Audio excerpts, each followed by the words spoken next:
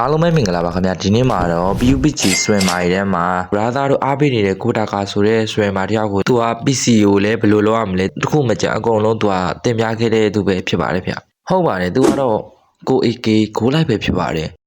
သူ့ရဲ့အောင်မြင်မှုကဘယ်လောက်ရှိလဲလို့မင်းနေမလားသူ့ရဲ့အောင်မြင်မှုကမြန်မာထိုင်းရှိသမျှမြန်မာအကုန်လုံးအားပေးရတဲ့ထီကိုသူကအောင်မြင်ခဲ့ပါတယ်သူ့ရဲ့ brand အောင်ပြောရမယ်ဆိုရင်တော့သူ့ like ကိုကြည့်ရဲ့ fan တွေတိုင်းဟာ like ကနေပြီးတော့ဖိမထနိုင်အောင်ထီကိုအောင်မြင်တဲ့ streamer တယောက်လို့ပြောရမယ်ဗျ brother တို့အခုချိန်မှာ iShowSpeed ကိုသိမယ်လို့ထင်ပါတယ် iShowSpeed က AK ရဲ့ lifestyle အတူယူရလို့ပြောရဆိုရင်တော့မမှားပါဘူးကို AK ကို like က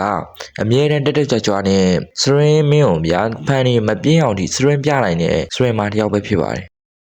သူ့ရဲ့ gameplay ကိုလည်း Facebook, TikTok, YouTube မှာပြန်နေတဲ့အခါမှာသူ့ရဲ့ video clip တွေသူ့ရဲ့သုံးလာတဲ့ effect တွေကလူတွေကိုဆွဲဆောင်စေတဲ့ effect တွေထည့်ထားလို့ပြောရမယ်ဗျအဲ့လောက်ဒီကိုအောင်မြင်တဲ့လူတွေဖြစ်ပါတယ်ကျွန်တော်အခု video လုပ်ပြရတော့ကိုAK ကိုလိုက်အကြောင်းမသိတဲ့လူတွေပြောပြရပဲဖြစ်ပါတယ်ဟုတ်တယ်စိတ်ဝင်စားစရာတွေတင်ပေးထားမှာမလို့အပေါင်းလေးနေခဲ့ပြကြပါအောင်ဗျာ